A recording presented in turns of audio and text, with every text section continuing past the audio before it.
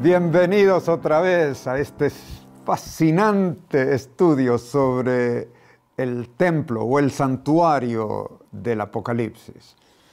Estuvimos considerando en los temas anteriores si hay un templo en el cielo y nuestra pesquisa dio positivo. También buscamos entender más acerca de las diferentes proyecciones del templo del Apocalipsis que nos muestran que, como todas las visiones del Apocalipsis, tienen como objetivo final resaltar la conclusión de ese ministerio celestial en conexión con el juicio final. Y así también consideramos algunas características de la visión del trono en el lugar santísimo del santuario celestial, que revelan que efectivamente se trata de una visión de juicio. Doctor Dreyer, ahora al considerar la visión del trono en el contexto de la investidura del rey, ¿dará aún más pruebas de lo que ya dio, de que la visión se da en el lugar santísimo del templo celestial y que esa visión tiene como propósito dar una idea de quienes componen el tribunal de Dios y del Cordero? Como bien dice Carlos, la visión del trono de Apocalipsis 4 y 5 es una visión de juicio de una corte que se da en el lugar santísimo del templo celestial. Y sí, hay muchas más evidencias que las que ya dimos que prueban que efectivamente esa es una corte de juicio y que confirman que el trono de Dios y el de los ancianos es una corte de juicio. Tengo una curiosidad. ¿Qué lo motivó a usted personalmente estudiar tan a fondo esta visión central, tan central del Apocalipsis? Bueno, usted hizo, Carlos, también una investigación, un doctorado en teología, en ministerio más definidamente. Y cuando uno llega a ese punto, a ese nivel, tiene una pasión especialmente por un tema que tal vez pocos pueden entenderlo tan bien como aquellos que lo vivieron, así que podrá entender más fácilmente esa motivación que me llevó a estudiar estos temas. Quise estudiar a fondo el significado de los rituales del santuario que Dios prescribió al antiguo Israel, ya cuando era estudiante, pero allí no tuve suficiente tiempo, y cuando entré al ministerio pastoral, me dediqué a estudiar más a fondo esos temas. Todo lo que conocía era lo que había leído en los escritos de Elena de White, en especial el libro Conflictos de los Siglos. Pero fuera de eso, el único libro que un tío mío, teólogo también, me había regalado era el de Andreasen, El Santuario y sus Servicios.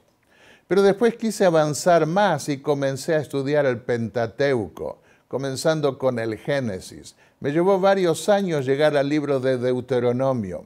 Para entonces tenía libretas llenas con mis propios comentarios y estudios personales sobre las fiestas de Israel. Hasta comencé a dar conferencias basadas en el santuario. Pero aparentemente todos estos años de estudio no fueron suficientes para agotar su investigación, porque después tengo entendido que fue a Estrasburgo, en Francia, para continuar la investigación. Es cierto, hay muchas cosas que no entendía y quería avanzar más en el estudio. Escogí como tema para mi tesis doctoral el día de la expiación y el juicio celestial o la purificación del santuario. Y como el Apocalipsis está tan lleno de visiones del templo del cielo, sabía que tenía más tela que cortar con ese tema. Más aún cuando descubrí que había tanta confusión en el estudio de la visión del trono. Eso era para mí un nuevo desafío, y cuando uno entra a estudiar la palabra de Dios se encuentra como en un mar sin orillas por lo vasto, por lo abarcante que es. Y evidentemente aceptó el desafío porque ha publicado mucho material, libros sobre la visión del trono y del santuario celestial. Así es, los dos libros en los que trato más a fondo esa visión de Apocalipsis 4 y 5 son La crisis final en Apocalipsis 4 y 5 y más recientemente el tercer seminario del santuario, Las expectaciones apocalípticas del santuario. Y yo sé que en sus presentaciones y en sus libros usted cita no solo la Biblia, sus investigaciones, sus presentaciones son bíblicas, pero también utiliza los escritos de Elena de White. ¿Por qué lo hace? Porque creo, como lo cree mi iglesia, que Dios escogió a Elena de White para ser su mensajera, dándole el don de profecía que es al mismo tiempo el testimonio de Jesús según el Apocalipsis. Apocalipsis 19:10 dice literalmente que el testimonio de Jesús es el espíritu de profecía, es decir, el Espíritu Santo que da el don de profecía. Y ese don iba a ser dado al último remanente del cristianismo que guardaría los mandamientos de Dios y tendría el testimonio de Jesucristo según Apocalipsis 12:17. De todos los materiales de Elena de White que usted encontró sobre este tema, ¿hay algunas referencias en particular que lo estimularon a estudiar más a fondo el Evangelio en conexión al ministerio del santuario celestial y a los símbolos representados? Bueno, al comenzar a estudiar el Pentateuco y llegar al Éxodo y después al Levítico, donde están las leyes rituales, empecé a sentir la necesidad de entender mejor esos temas y encontré dos citas del espíritu de profecía que me estimularon en especial a seguir adelante en esa investigación. Esas dos citas son las siguientes. El significado del sistema de culto judaico todavía no se entiende plenamente. Verdades vastas y profundas son bosquejadas por sus ritos y símbolos. El Evangelio es la llave que abre sus misterios. Por medio de un conocimiento del plan de redención, sus verdades son abiertas al entendimiento. Es nuestro privilegio entender estos maravillosos temas en un grado mucho mayor de lo que los entendemos y descubrí que la sapiencia teológica hoy tampoco entiende bien esos rituales, lo que era un desafío mayor. La segunda cita, por cuanto era de institución divina, todo el sistema del judaísmo era una profecía compacta del Evangelio. Y estudió entonces el tema del santuario. Aún escribió su disertación doctoral sobre el día de la expiación, que yo la tengo en mi biblioteca personal. ¿Ah, sí? Sí, pero ahora estamos en el Apocalipsis. Hay algunas citas de Elena de White que lo impulsaron a estudiar más en profundidad el tema de Apocalipsis 4 y 5. Sí, aunque la mayoría de esas citas las descubrí mucho después en un CD que se había completado con todos los escritos de Elena de White que nunca se habían publicado. Lo más extraordinario fue que se me permitió investigar sus declaraciones sobre esa visión, lo que me llevó 3 días enteros, y unos años después pasé de nuevo para revisar, encontré todavía 3 citas más. Nunca pensé que iba a descubrir tantas citas de Elena de White sobre esa visión. En ella se expresó lo que Dios le reveló sobre la visión de Apocalipsis 5 al comenzar el siglo XX. Incluí todas esas citas en mi libro La crisis final en Apocalipsis 4 y 5 y escogí las principales para mi tercer seminario del santuario, las expectaciones apocalípticas del santuario.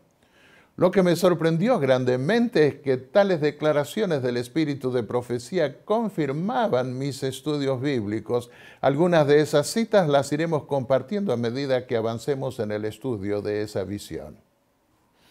Me enteré que un teólogo en una de nuestras instituciones dice que las declaraciones de Elena de White que no se publicaron no debieran ser tomadas en cuenta. Pero usted se preocupó por investigar citas que no se habían publicado. ¿Por qué? Es notable cómo tratan algunos de deshacerse de las declaraciones definidas del espíritu de profecía que van contra sus ideas particulares. Pero el cielo no opina lo mismo. El 23 de mayo de 1899, Guillermo White, hijo de Elena de White, escribió una carta explicando lo que el Señor había requerido a su madre en referencia a todos sus escritos. Esto escribió Guillermo White. Hace unos 4 años atrás le vino la palabra a su madre: juntan los fragmentos, que nada se pierda, lo que desde entonces se le ha estado repitiendo varias veces. Como resultado, todas las cartas, artículos, sermones y libros escritos por Elena de White durante toda su vida, además de juntarse, se han clasificado y archivado. Y ese material es de inestimable valor para nuestra iglesia. En lo que respecta a Apocalipsis 5, Elena de White comenzó a predicar sobre esa visión de Juan hacia el final de su vida. El 24 de diciembre de 1902 ella escribió: hablé del 5º capítulo de Apocalipsis. Este capítulo se me había grabado en mi mente y di a la gente lo que el Señor me había dado. Si uno presta atención a la fecha de todas sus declaraciones más específicas acerca del significado de Apocalipsis 5, descubre que el Señor comenzó a darle esa instrucción hacia el final de su estadía en Australia, hacia el final del siglo XIX, cerca de sus 70 años. Y siendo que hay tanto material entonces sobre Apocalipsis 5, que había captado el interés de Elena de White, ¿por qué no se han publicado todas estas declaraciones? No lo sé, pero pienso que se debió a que nadie había estudiado a fondo aún el tema y no sabían cómo utilizar esas declaraciones, o simplemente que otros temas atraían más la atención y más probablemente que quedaron archivadas sin que se las conociera. Pero en lo que respecta a hoy, cuando se tienen disponibles todas esas citas, tenemos que reconocer que cuando uno arma un rompecabezas y no sabe dónde colocar algunas fichas, no debe descartarlas como lo hacen algunos, porque a medida que avanzamos en el armado del rompecabezas, esas fichas pueden terminar faltando y siendo necesarias para poder completar el cuadro. Así también pasó cuando se construyó el Templo de Jerusalén. Los israelitas descartaron al principio una piedra que luego terminó siendo la principal del ángulo sobre la que se sostenía todo el edificio. Jesús usó esa ilustración bíblica para advertir a los judíos que lo estaban rechazando, que Él era esa piedra fundamental de todo el edificio del Israel espiritual. Y cuando traemos a colación todo lo que escribió sobre un tema Elena de White como mensajera del Señor, descubrimos un cuadro más abarcante, más extraordinario y completo del tema en consideración. Es reconfortante saber que recientemente se han publicado materiales que antes no habían sido publicados. Pero algunos han dicho que si queremos tener en cuenta todo lo que Elena de White ha dicho sobre cierto tema, entonces eso nos limita la posibilidad de investigar por nosotros mismos para ver qué dice la Biblia. Porque si Elena de White lo dijo, es última palabra. Y es porque están tratando de armar con el rompecabezas un cuadro diferente del que se diagramó. ¿Qué pasa cuando alguien no quiere prestar atención a lo que Dios dice? Se descarría. Lejos de ser una traba para investigar lo que dice la Biblia, para mí los escritos de Elena de White han sido un estímulo extraordinario que me han impulsado a estudiar más a fondo muchos temas bíblicos. He leído miles de libros y revistas y artículos, y los libros de Elena de White son los que más me han ayudado a orientar mi investigación.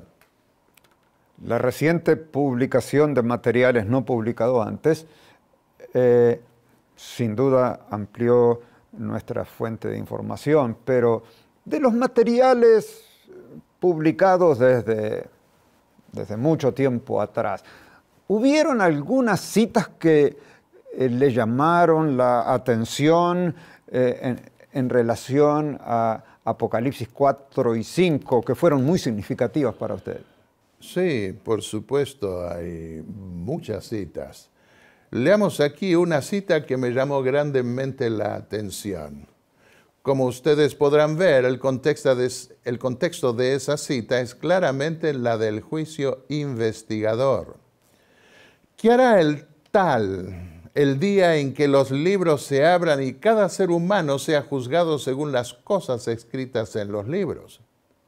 El quinto capítulo del Apocalipsis debe ser estudiado con atención. Es de gran importancia para aquellos que tendrán una parte que hacer en la obra de Dios para estos últimos días. Hay algunos que están engañados, no se dan cuenta de lo que está por venir sobre la tierra, a menos que hagan un cambio decidido, se hallarán faltos cuando Dios pronuncie juicio sobre los hijos de los hombres. Han transgredido la ley, quebrado el pacto eterno, y recibirán de acuerdo a sus obras. Esto nos muestra un contexto que apunta al juicio en relación con el quinto capítulo del Apocalipsis. Y si hay tantas citas como las que acaba de mencionar, que enmarcan los capítulos 4 y 5 de Apocalipsis en el contexto del juicio, me pregunto por qué hay teólogos que creen que la escena del trono de Dios descrita en estos capítulos son referencia a la inauguración del ministerio sacerdotal de Cristo en el año 31. En el libro que ya cité, La crisis final en Apocalipsis 4 y 5, en el capítulo 3 hago historia de la interpretación de esa visión en la iglesia adventista. Y durante el siglo XIX, puedo decir que la visión del trono en el Apocalipsis no llamó mucho la atención. A comienzos del siglo XX, Dios comenzó a revelarle a Elena de White esa visión en conexión con el lugar santísimo en la corte de juicio, algo que aquí y allí podía percibirse ya en sus obras publicadas. Fuera de ella, de Elena de White, Sarah Peck, su secretaria y compiladora, fue la primera en conectar la puerta abierta de Apocalipsis 4.1 con el lugar santísimo, y desde allí en adelante la mayoría de los intérpretes identificaron la escena de Apocalipsis 4 y 5 con Daniel 7 y el juicio, pero sin desarrollar mucho el tema. Evidentemente no sabían qué hacer con los 24 ancianos y las figuras de los querubines, que requería un estudio más a fondo para entender toda su proyección. A partir de la década de los 80, comenzaron a aparecer interpretaciones diversas causadas por la negación espacial del santuario celestial y al mismo tiempo por intentar frenar el futurismo de los sellos y las trompetas que algunos hermanos estaban queriendo introducir en la iglesia. Pero siempre hubo y sigue habiendo un buen número de teólogos nuestros que ven en Apocalipsis 4 y 5 la escena del juicio final en el lugar santísimo. Como base para conectar Apocalipsis 4 y 5 con la inauguración de Cristo como sacerdote en el santuario celestial, se ha citado una declaración de Elena de White en El deseado de todas las gentes, en la que se describe la ascensión de Cristo al cielo luego de resucitar. Allí ella ve el trono de Dios rodeado con un arco iris y escucha los cánticos celestiales que aclaman al Hijo de Dios diciendo: digno es el Cordero de Dios.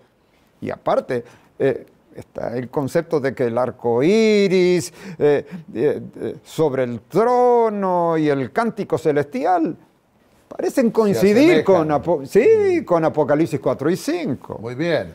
En esa cita ella no dice que quienes comparecen en ese concilio están sentados sobre tronos, ni tampoco menciona a los ancianos, ni dice que son ángeles como lo refiere en otros lados. Los representantes de los mundos no caídos no son ángeles, sino seres vivientes que viven en otros planetas como nosotros en la Tierra, pero sin pecado. El problema de la mayoría de los teólogos modernos es que no captan que hay dos momentos claves en la exaltación y glorificación del Cordero que, en la visión de Apocalipsis 4 y 5, comparece ante el trono de Dios.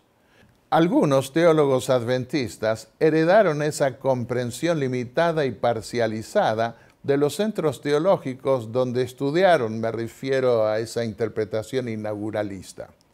Uno de esos momentos tiene que ver con la inauguración del sacerdocio de Cristo en el templo celestial, y el otro, que muchos no tienen en cuenta, tiene que ver con la recepción del reino al concluir el juicio final. Esos dos momentos se dan en el lugar santísimo del templo celestial. De allí que el espíritu de profecía vea el mismo trono y escuche los mismos cánticos en las dos ocasiones. Un cántico puede entonarse en diferentes momentos, y el cántico que dice digno es el Cordero será cantado aun cuando comparezcamos ante el trono de Dios en persona y por toda la eternidad. Esos dos momentos claves que usted menciona están representados por la introducción de la gloria de Dios cuando se inaugura el templo terrenal. Y el segundo, en el momento final, cuando el sumo sacerdote comparecía en el lugar santísimo, ante esa misma gloria. Ambos momentos se desarrollan en el templo con la puerta abierta al lugar santísimo.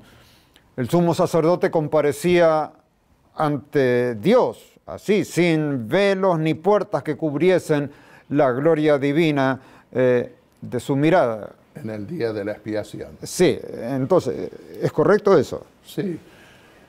Eso lo consideramos en el segundo tema de esta serie. Podemos esquematizar esos momentos aquí con los siguientes gráficos ilustrativos que pueden ver en la pantalla. Esos gráficos nos ayudarán a fijar en la memoria más fácil los diferentes momentos en que se abrían y cerraban las puertas del templo terrenal, algo que se repite en el templo del Apocalipsis. En primer lugar, vemos que en la inauguración hay dos puertas que se abren, la del lugar santo y la del lugar santísimo.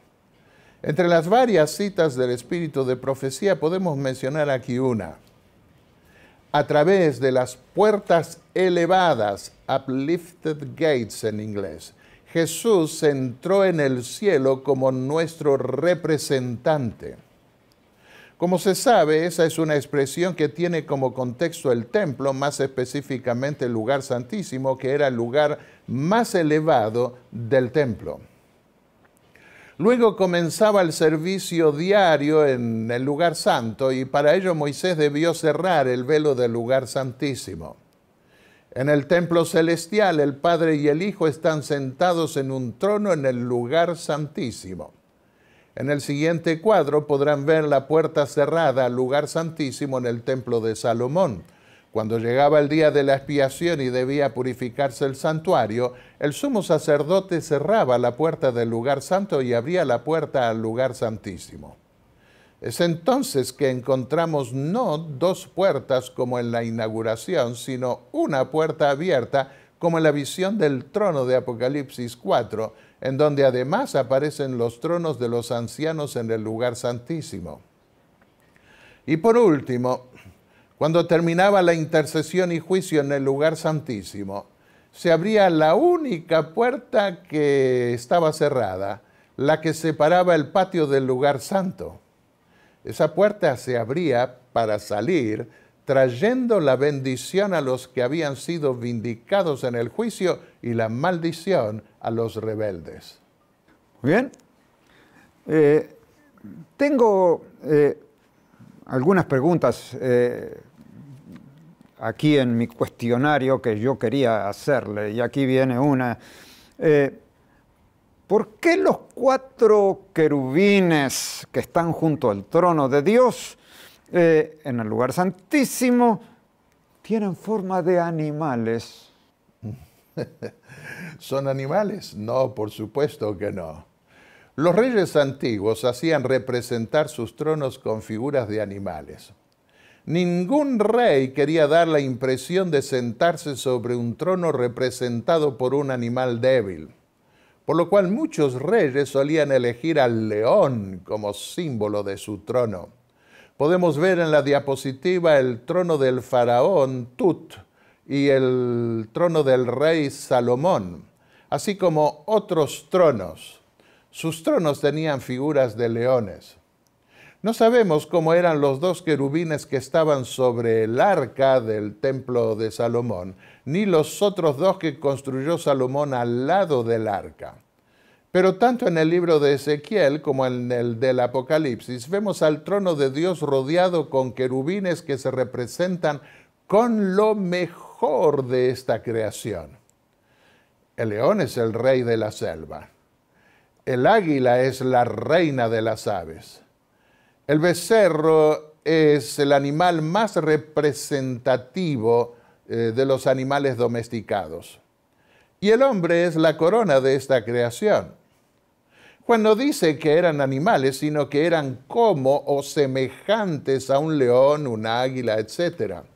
Lo mismo vemos en el símbolo del cordero. Todos sabemos que no se trata de un cordero literal, sino de un símbolo del Hijo de Dios.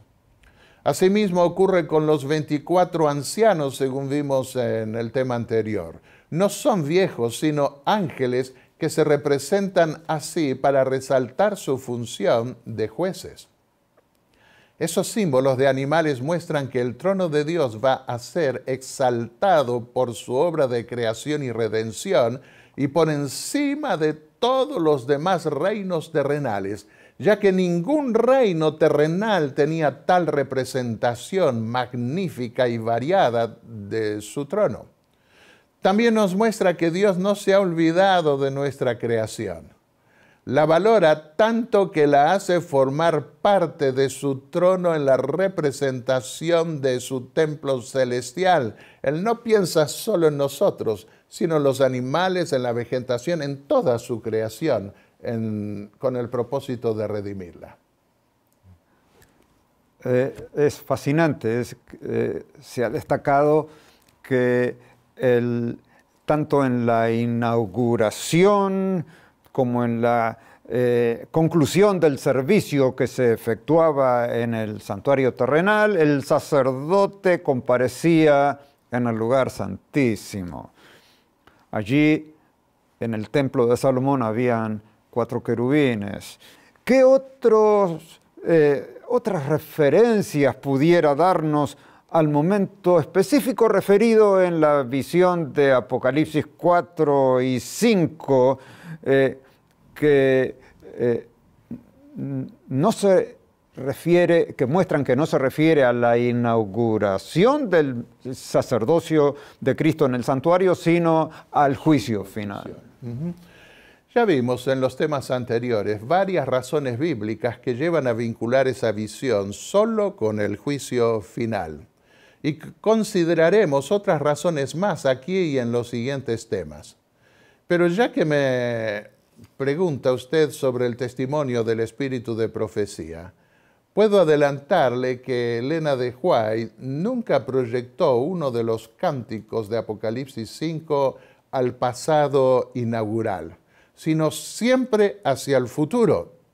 Ese cántico lo entonan los 4 seres vivientes y los 24 ancianos cuando el Cordero toma el libro sellado que le extiende su Padre y dice así: Tú eres digno de tomar el libro y abrir sus sellos, en virtud de su sacrificio efectuado en la cruz y en el contexto de la redención final de su pueblo.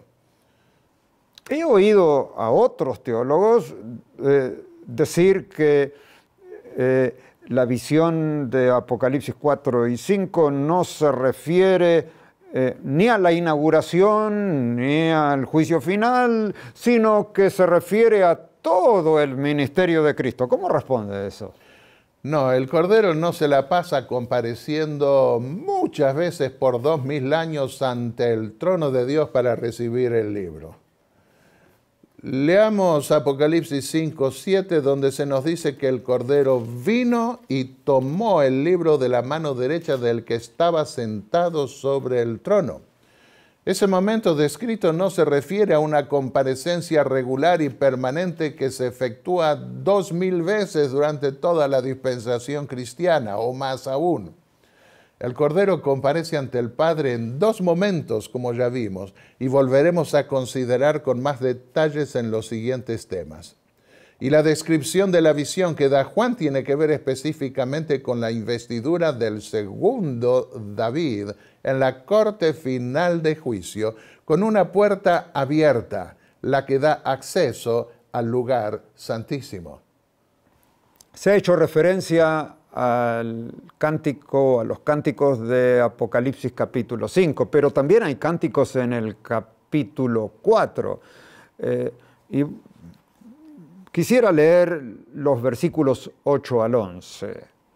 Y los 4 seres vivientes tenían cada uno 6 alas, y alrededor y por dentro estaban llenos de ojos, y no cesaban día y noche de decir: Santo, santo, santo es el Señor Dios Todopoderoso, el que era, el que es y el que ha de venir. Y siempre que aquellos seres vivientes dan gloria y honra y acción de gracias al que está sentado en el trono, al que vive por los siglos de los siglos, los 24 ancianos se postran delante del que está sentado en el trono y adoran al que vive por los siglos de los siglos y echan sus coronas delante del trono diciendo: Señor, digno eres de recibir la gloria y la honra y el poder, porque tú creaste todas las cosas y por tu voluntad existen y fueron creadas. ¿Cuándo se cantan estos cánticos de los 4 seres vivientes y de los ancianos? ¿Solo en el juicio o es un canto atemporal y permanente en el cielo? Si se canta ese canto al Creador permanentemente ante el trono, no lo sé, pero una cosa sé, y es que ese cántico se entona en la corte del juicio cuando se espera que el Cordero comparezca en el lugar santísimo para recibir el reino prometido a David sobre su pueblo. Llama la atención que ese cántico se revele por primera vez en la visión del trono de Dios que vio Isaías al comenzar su ministerio. Al contemplar la gloria de Dios, el profeta se sintió morir. Pero un ángel voló con presteza y tocó sus labios con un carbón encendido del altar, y su pecado fue perdonado. ¿Qué vio Isaías? El lugar santo y el lugar santísimo del templo celestial vinculados, obviamente por una puerta abierta, porque vio el trono y vio el altar. El cántico de Apocalipsis 4 hace referencia a que Dios creó todas las cosas. Llama la atención de que el hecho de que el Apocalipsis ubique la honra y la gloria a Dios por su obra de la creación en el contexto de la proclamación del mensaje de los tres ángeles que debe darse al mundo, en el contexto del juicio. Ese llamado que el último remanente del pueblo de Dios debe proclamar al mundo, nos dice no solamente que el mensaje proviene del cielo, sino que también es un eco de la alabanza celestial. Permítanme leerlo. Apocalipsis capítulo 14, versículos 6 y 7 dice: vi volar por en medio del cielo a otro ángel que tenía el evangelio eterno para predicarlo a los moradores de la tierra, a toda nación, tribu, lengua y pueblo, diciendo a gran voz: temed a Dios y dadle gloria, porque la hora de su juicio ha llegado, y adorad a aquel que hizo el cielo y la tierra, el mar y las fuentes de las aguas. Es evidente que el reconocimiento y la alabanza al Creador se da en un contexto de juicio. Es decir, cuando la corte celestial ya ha entrado en sesión, la hora del juicio ya ha comenzado. ¿Por qué reviste esa alabanza tanto significado y reconocimiento a la obra del Creador? Según el Apocalipsis, se debe a que el intento final del ángel rebelde para oponerse a Dios iba a ser acapararse de la honra y la gloria que le pertenecen a Dios por su obra de creación. El diablo iba a engañar al mundo para que al final todos lo honren a él a través de un representante suyo en la tierra descrito simbólicamente como la bestia. Esto significa que los hombres serían de tal manera engañados que terminarían honrando la criatura antes que el Creador. Debo reconocer que en esta época de tanto engaño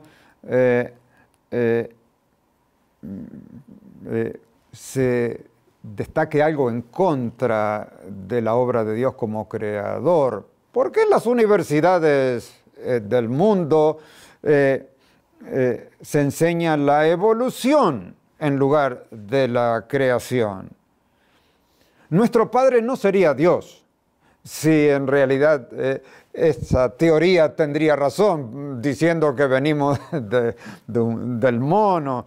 Eso es casi es una burla al poder creador de Dios, que nos enseña que a pesar de que vivimos en un mundo arruinado por el pecado, todavía este mundo conserva rasgos maravillosos de la creación original. Sí, ese es un invento que se ha hecho con el propósito de desterrar el juicio de Dios, porque nadie le va a rendir cuentas a un mono o a un gorila por lo que hizo en la vida. Pero si Dios es nuestro Padre, entonces sí, la idea del juicio cae fácil. Mientras que en la tierra todo el mundo se prepara para adorar la criatura, un monstruo en realidad como es la bestia apocalíptica. La corte del cielo reconoce la obra de creación de Dios primero y luego la obra de redención en el siguiente capítulo que efectúa el Cordero, su Hijo. Pero hay más todavía.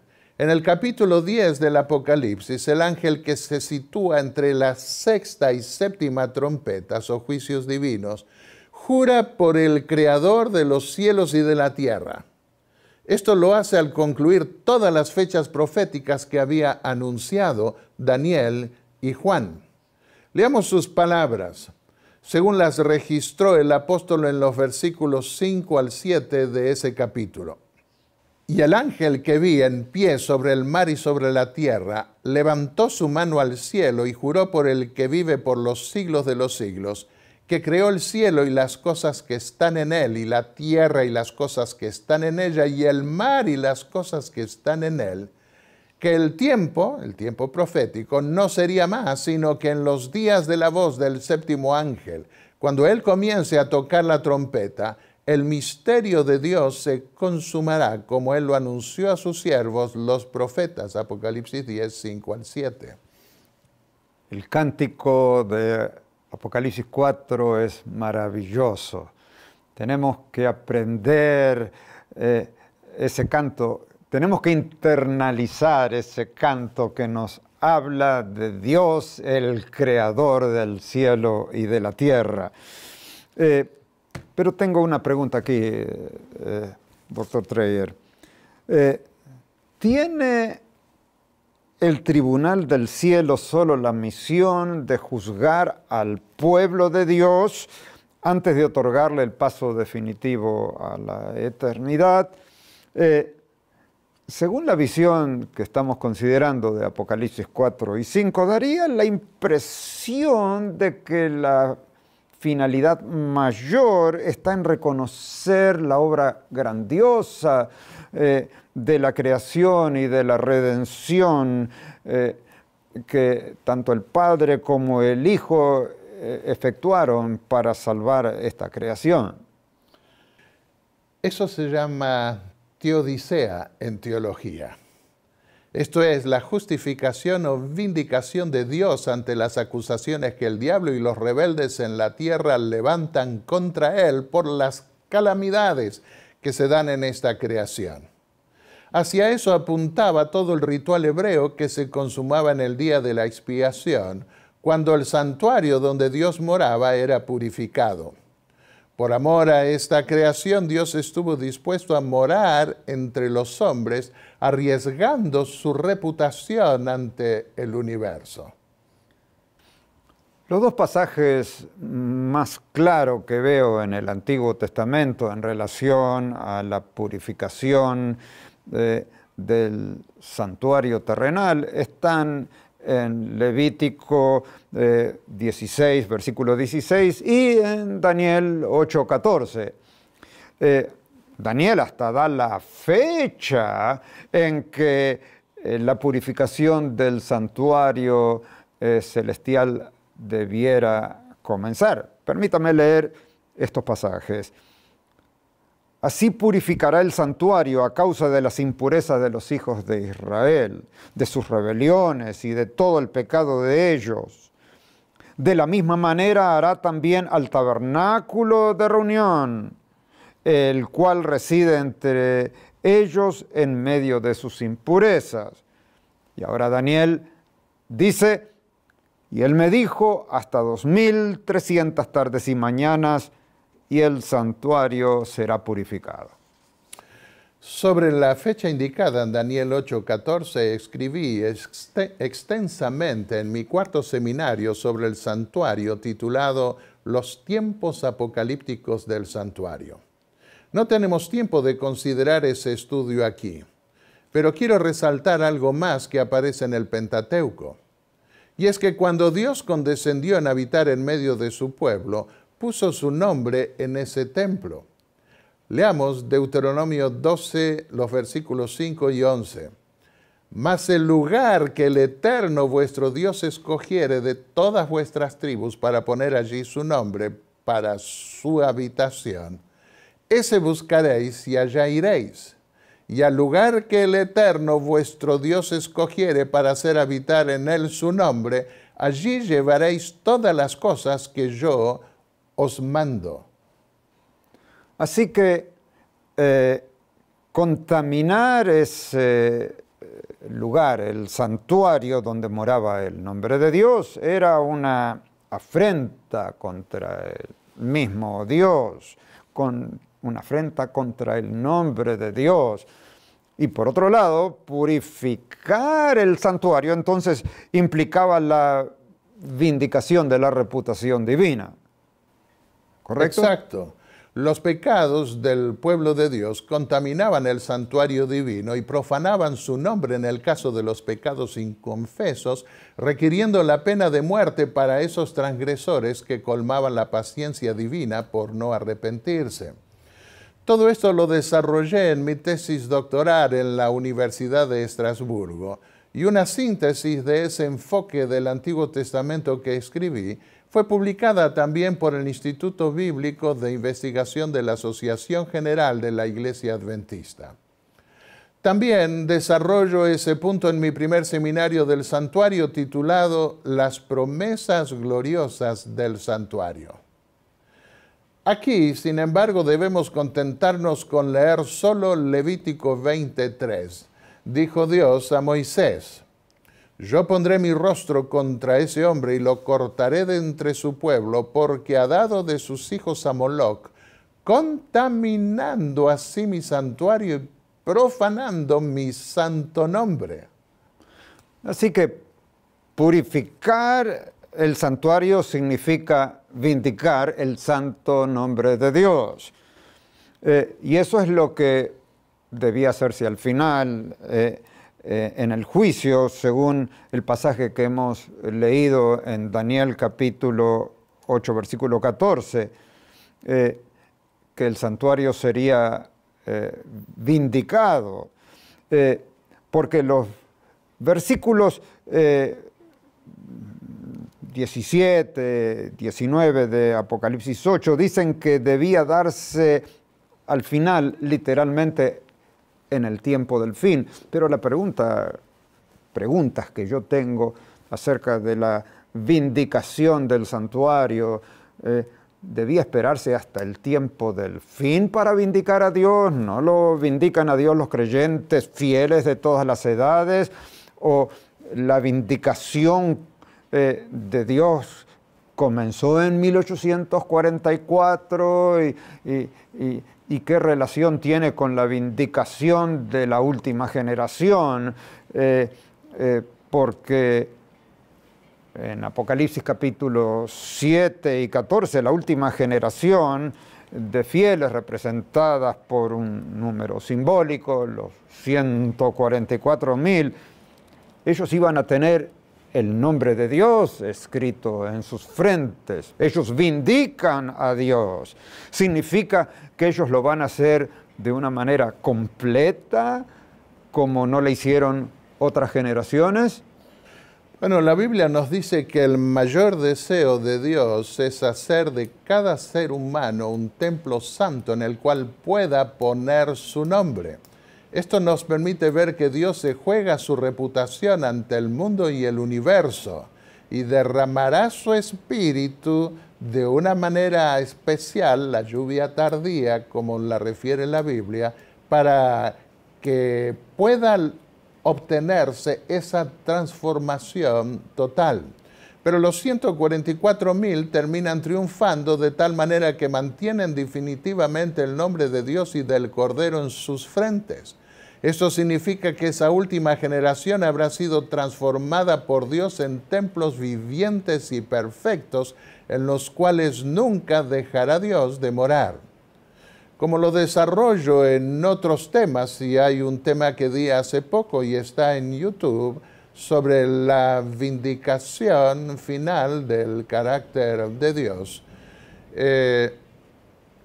La última generación más definidamente revelaría el poder divino para guardar la ley en forma especial, y esa ley debe ser establecida en cada templo del alma, en cada templo en donde Dios pueda morar mediante su espíritu. Por lo que veo, todo el libro del Apocalipsis apunta hacia la vindicación final de Dios y de aquellos que redimió el Cordero con su sangre. Vemos primariamente los reconocimientos colosales que aparecen tanto en Apocalipsis 4 y 5 de la obra de Dios en la creación y la obra de Dios en la redención al limpiar los pecadores con la sangre del Cordero. No olvidemos que en el Apocalipsis la vindicación final del nombre de Dios va más allá que la redención de su pueblo. También se expresa definidamente cuando Dios ejecuta el castigo al concluir el tribunal celestial su obra de juicio. Se refiere al derramamiento de las plagas de Apocalipsis capítulo 16 y a las alabanzas de Dios cuando destruye este mundo luego de la redención del pueblo de Dios al fin del mundo. Sí, leamos esa vindicación divina cuando se derrama sobre la tercera plaga. Y oí al ángel de las aguas que decía: justo eres tú, el que eres y el que eras, sos santo porque has juzgado estas cosas, pues ellos derramaron sangre de santos y profetas y tú les has dado a beber sangre. Lo merecen. Y oí al altar que decía: sí, oh Señor Dios Todopoderoso, verdaderos y justos son tus juicios. Apocalipsis 16, 5 al 7. También la multitud de los redimidos, junto a los 24 ancianos, que aparecen otra vez conectados con el fin, y a todos los ángeles del cielo, alaban a Dios por haber destruido este mundo engañado por la Babilonia de los últimos días. Son notables las palabras de alabanza y vindicación que aparecen allí. Podemos leerlas en Apocalipsis capítulo 19, versículos 1 al 8. Después de esto, oí como una gran voz de una gran multitud en el cielo que decía: ¡Aleluya! La salvación y la gloria y el poder pertenecen a nuestro Dios, porque sus juicios son verdaderos y justos, pues ha juzgado a la gran ramera que corrompía la tierra con su inmoralidad y ha vengado la sangre de sus siervos en ella. Y dijeron por segunda vez: ¡Aleluya! El humo de ella sube por los siglos de los siglos. Y los 24 ancianos y los 4 seres vivientes se postraron y adoraron a Dios que está sentado en el trono y decían: amén, aleluya. Y del trono salió una voz que decía: alabad a nuestro Dios todos sus siervos, los que le teméis, los más pequeños y los grandes. Y oí como la voz de una gran multitud, como el estruendo de muchas aguas y como el sonido de fuertes truenos que decía: aleluya, porque el Señor nuestro Dios Todopoderoso reina. Regocijémonos y alegrémonos y démosle gloria, porque las bodas del Cordero han llegado y su esposa se ha preparado, y a ella le fue concedido vestirse de lino fino, resplandeciente y limpio, porque las acciones justas de los santos son el lino fino. Tal vez fue mejor que hubiésemos leído primero los pasajes del Apocalipsis que refieren la alabanza a Dios por la ejecución de sus juicios en el fin del mundo. Porque nos queda leer ahora la vindicación al Cordero que tanto los 4 seres vivientes como los 24 ancianos y la inmensa multitud de ángeles de Dios que rodea el trono tributan en esa antífona final. Yo quiero concluir este tema haciéndome eco de ese reconocimiento de gratitud a aquel que me salvó. Sí, sería bueno concluir con esa vindicación final a nuestro Salvador y Redentor que dio su vida para permitirnos alabar eternamente con alabanzas que llenan el cielo. Pero antes permítame hacerle una pregunta más.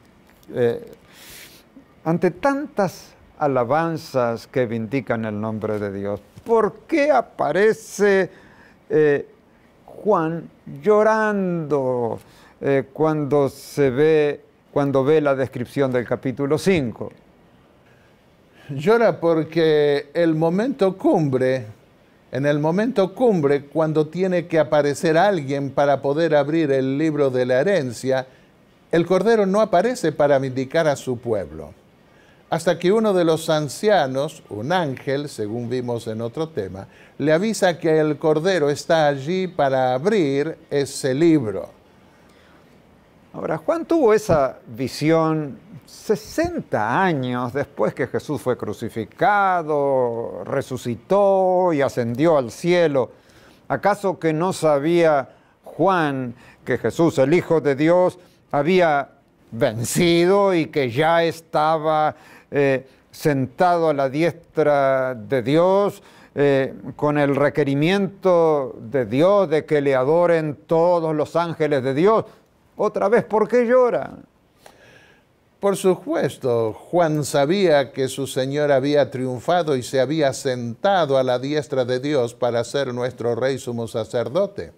De manera que no tendría sentido que llorara ahora si la visión representase aquella ocasión cuando inauguró el templo celestial con su sacerdocio. ¿Por qué llora ahora el apóstol? Porque está ante una situación nueva. Esta es otra prueba de que estamos en un concilio, en una corte final. La corte final de juicio está sentada en sesión y Juan ve que el libro de la herencia sigue cerrado en la mano del Padre sin que nadie en el cielo ni en la tierra aparezca para abrirlo. En otras palabras, abrir el libro significa heredar. Y dejar el libro cerrado es no heredar. Correcto, pero el significado de la visión de Apocalipsis 5 lo consideraremos en el siguiente tema. Leamos acá la alabanza que toda la hueste celestial tributa al Cordero una vez que toma el libro sellado y se dispone a abrirlo, para conceder a todos los que redimió con su sangre la herencia eterna. Apocalipsis 5, 11 al 14. Miré y oí la voz de muchos ángeles alrededor del trono y de los seres vivientes y de los ancianos, y su número era millones de millones, que decían a gran voz: el Cordero que fue inmolado es digno de tomar el poder, las riquezas, la sabiduría, la fortaleza, la honra, la gloria y la alabanza. Y a todo lo creado que está en el cielo y sobre la tierra y debajo de la tierra y en el mar, y a todas las cosas que hay en ellos, oí decir: al que está sentado en el trono y al Cordero, sea la alabanza, la honra, la gloria y el poder por los siglos de los siglos. Los 4 seres vivientes decían amén, y los 24 ancianos se postraron sobre sus rostros y adoraron al que vive por los siglos de los siglos. Es interesante, pero esta descripción de la alabanza de los ángeles, millares y millares y millones de millones que rodean el trono de Dios, se parece bastante a la descripción que Daniel capítulo 7 hace de la escena grandiosa de un juicio cuando el juez se sentó, los libros fueron abiertos y había millares y millares y millones de ángeles que le servían. Así es, la relación es innegable entre Daniel 7 y Apocalipsis 4 y 5, como lo reconocen muchos autores modernos que consideraremos también en el siguiente tema. Tal vez podemos resaltar acá que en el libro El conflicto de los siglos, Elena de White repitió las 2 descripciones sobre el número de los ángeles que comparecen en el tribunal celestial, la visión de Daniel y la visión de Juan. Lo hizo en un mismo capítulo titulado Enfrentando el registro de la vida. Y el capítulo 29, el juicio investigador. Ella citó primero Daniel 7, 9 al 10 de la King James Version y lo comentó diciendo que el profeta vio el día grande y solemne en que los caracteres y vidas de los hombres habrán de ser revisados ante el juez de toda la tierra. Luego citó Apocalipsis 5:11 de nuevo de la King James Version. Literalmente dijo, es Él la fuente de todo ser y la fuente de toda ley quien debe presidir en el juicio. Y santos ángeles como ministros y testigos en número 10,000 veces 10,000 y miles de miles asisten a este gran tribunal. En otras palabras, Elena de White vio claramente que la escena del juicio final está representada en estas dos visiones, tanto la de Daniel como en la de Juan. Correcto, sí. Y es en un libro publicado ya hace más de un siglo que Elena de White hizo esa relación. Quiero preguntarte, amigo o amiga mía, que estás viendo este programa, ¿te está tocando el Espíritu de Dios en estos momentos, poniendo en tu corazón el anhelo de participar de la alabanza y vindicación a Dios y al Cordero en su templo celestial? ¿Quieres formar parte de ese coro angelical compuesto por millones y millones de seres inteligentes que están también frente al trono de Dios? Te invito a que inclines tu rostro para pedirle humildemente a Dios que nos guíe de tal manera en esta vida que pronto podamos encontrarnos ante ese coro majestuoso que no se cansa de reconocer al Padre y al Hijo por su obra de redención. Padre y Dios Santo que estás en los cielos, gracias porque aunque somos pecadores, insignificantes, tú amas tanto esta creación y nos amas tanto a nosotros que diste a tu Hijo para dar su vida en redención de nuestros pecados y para concedernos la vida eterna. Y por sobre todas las cosas, anhelamos poder participar en ese coro angelical en donde toda la creación del cielo y de la tierra te alabará. Y te pedimos, Señor, que lo que nos queda de vida o en lo que nos separa hasta el regreso de Jesús nuestro Salvador, nosotros podamos representarte dignamente y que podamos ya participar de la tierra de ese mismo espíritu de alabanza que llena los cielos. En el nombre de Jesús nuestro Salvador. Amén. Amén.